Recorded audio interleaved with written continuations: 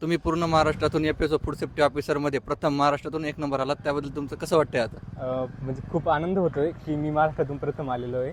आणि या ज्या पूर्ण प्रवासामध्ये मला जे काही राहुरी ॲग्री अकॅडमी आहे, त्यांचे जे संदीप भुसारी सर मेंटर आहे, त्यांचं खूप मला मोलाचं मार्गदर्शन लाभलं. आणि सर्वात महत्त्वाची गोष्ट म्हणजे की या पदासाठी आपण सर्वप्रथम इलिजिबल नव्हतो, त्यानंतर आपण इलिजिबल झालो आणि दरम्यानमध्ये अभ्यास करत असताना केस चालू असताना या परीक्षेमध्ये अभ्यास मी चालूच ठेवला आणि त्याच्यातून मला आनंद होत आहे की मी राज्यातून प्रथम आलेलो आहे. हां, मग आता तुम्ही आता याबद्दल पूर्ण महाराष्ट्राच्या विद्यार्थ्यांना काय संदेश देणार? विद्यार्थ्यांना एवढा संदेश राहील की आपण आपल्या क्षमतांवर विश्वास ठेवायचा आणि कष्ट करत राहायचं. एक ना एक दिवस जो काय आजचा दिवस माझ्यासाठी आलेला आहे, तो एक ना एक दिवस सर्वांच्या आयुष्यामध्ये येणार आहे. फक्त आपण संयम बाळगायचा, जिद्द आणि चिकाटीने अभ्यास करत राहायचं. शेवटी एकच पर्याय आहे, तो कष्टाचा. त्याच्यावर विश्वास ठेवून अभ्यास करायचा. तुमचं पण एक दिवशी लिस्टमध्ये नाव असणार आहे. आता तुमचा एवढा प्रवास झाला अभ्यासाचा, याबद्दल तुम्हाला कोणी कोणी मदत केली, कोणी गायडन्स केलं, याबद्दल काय?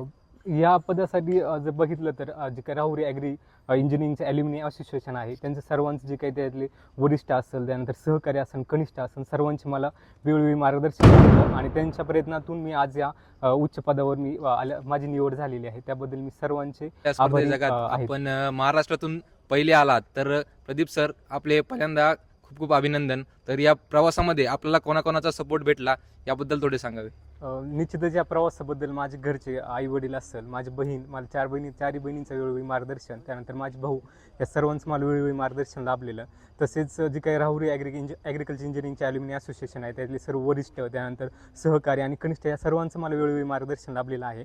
आणि त्यानंतर जे काय या पदासाठी जे मी क्लास केलं होता, त्यामध्ये राहुरी ॲग्री अकॅडमीचे संदीप भुसारी सर यांचं वेळोवेळी मला मार्गदर्शन लाभलं आणि या सर्वांच्या मार्गदर्शनातून मी आज या पदावर पोहोचलेला आहे. याबद्दल मी सर्वांचे सर्वप्रथम आभारी आहे आणि या सर्वांबद्दल मी ऋणी व्यक्त करतो.